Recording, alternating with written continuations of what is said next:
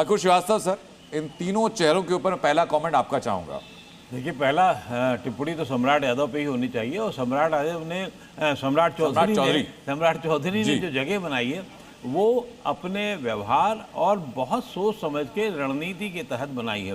वो ठीक है कि भारतीय जनता पार्टी के मूल आरएसएस से नहीं जुड़े हैं, वो उन्होंने जो रास्ता जब जेडीयू के होते हुए बीजेपी में जब आए तो उन्होंने जेडीयू के जो प्रमुख, जो पूर्व मुख्यमंत्री, पूर्व कहना भी बड़ा अजीब सा लग रहा है नीतीश कुमार के लिए, तो वो पूर्व मुख्यमंत्री के साथ में, अपने मुख्यमंत्री के साथ में उन्होंने जिस तरीके से राब्ता बनाया वो अपने आप में अद्भुत था। क्योंकि उस दौर में भारतीय जनता पार्टी का कोई बड़ा नेता वो राब्ता नहीं बना पाया सुशील मोदी के अलावा। लेकिन सुशील मोदी का एक सीमित क्षेत्र था, इन्होंने अपने एग्रेशन से, अपने व्यवहार से, अपने एग्रेशन राजनीति से, और नीतीश कुमार का पूरी तरीके से नीतीश इन्हें पुत्रवत मानने लग गए। और ये अगर पिछले 2 साल में देखेंगे आप तो नीतीश के लिए एक ये सहारा बने, और इसका फर्क ये भी पड़ा है कि इसका एडवांटेज जो है वो यहाँ पर सम्राट चौधरी को भी मिलता हुआ नजर आया है। और दोनों ही जो डिप्टी से बने हैं उसके पीछे की भी एक खास एक वजह है। ग्राउंड जीरो पर मेरे सहयोगी प्रत्युष इस समय बने हुए हैं। प्रत्युष, शपथ ग्रहण समारोह पूर्ण हो चुका है और अब बिहार को एक नया नेतृत्व मिल रहा है, क्या कुछ तस्वीरें आपके पास? देखिए, अब शपथ ग्रहण समारोह अब समापन हो चुका है, संपन्न हो चुका है। धीरे धीरे करके गाड़ियां यहां से निकल रही है। अब आप कह सकते हैं अब यहां से बीजेपी में, अब तक कहते थे ना कि बिहार में नीतीश सरकार सुशासन बाबू, अब यहां से सम्राट सरकार की शुरुआत हो गई। मैं राजेश सर आपके पास आना चाहूंगा। जिस इक्वेशन से, जिस लव कुश इक्वेशन से, कुर्मी कोयरी इक्वेशन से नीतीश कुमार ने यहां से 2 दशक पहले लालू राज को खत्म किया था, उसी इक्वेशन में बीजेपी ने उसी खांचे में अपने चेहरे को फिट किया है। लेकिन नीतीश कुमार के साथ एम फैक्टर भी मायने रखता था। आपको लगता है कि सम्राट चौधरी नीतीश कुमार के उस एम फैक्टर और लव कुश, कुर्मी कोयरी के फैक्टर को और अति पिछड़े के समीकरण को साथ लेकर आगे बढ़ पाएंगे? क्योंकि लकीर लंबी खींचनी पड़ेगी। राजेश सर, अच्छा, मुझसे सवाल किया है।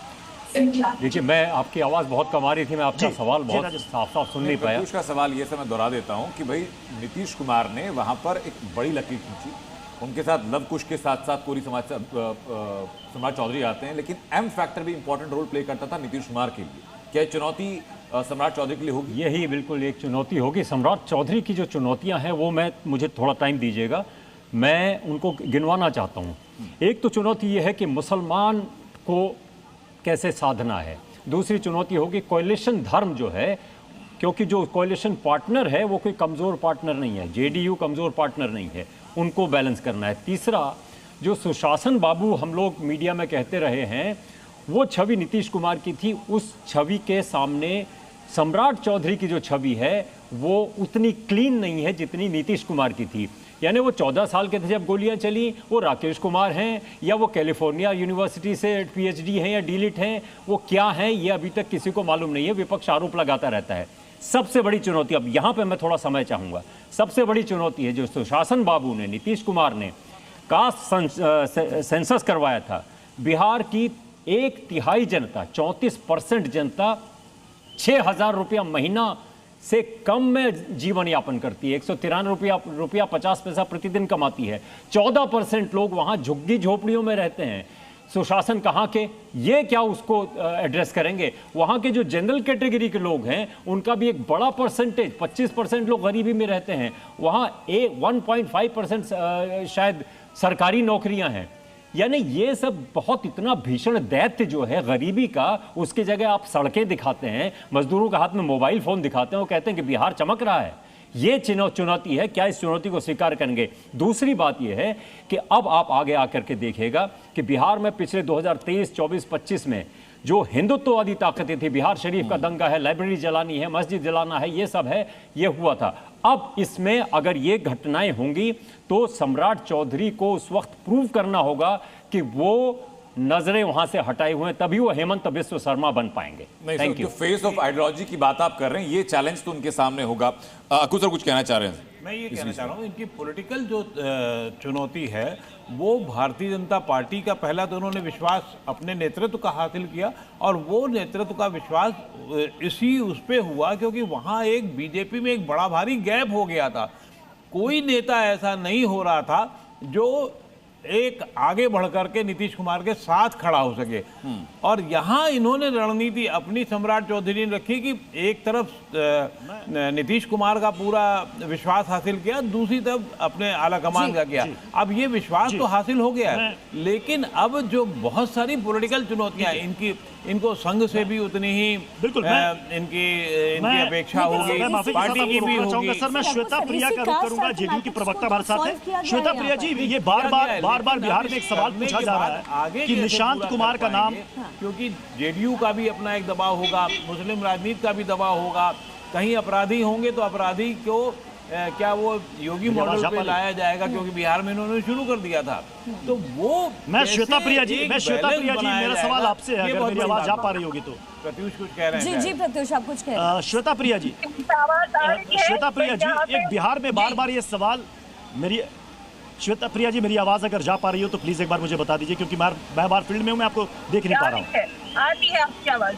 श्वेता प्रिया जी, बिहार में बार ये सवाल पूछा जा रहा है कि बीच में काफी ये चर्चा थी कि नीतीश कुमार के बेटे निशांत कुमार की एंट्री हो सकती है। क्या इस बार हम मानेंगे कि एमएलसी के तौर पर उनको एंट्री मिलेगी, या चुन करके आएंगे, या फिर उनकी एंट्री हमेशा के लिए बंद रहेगी?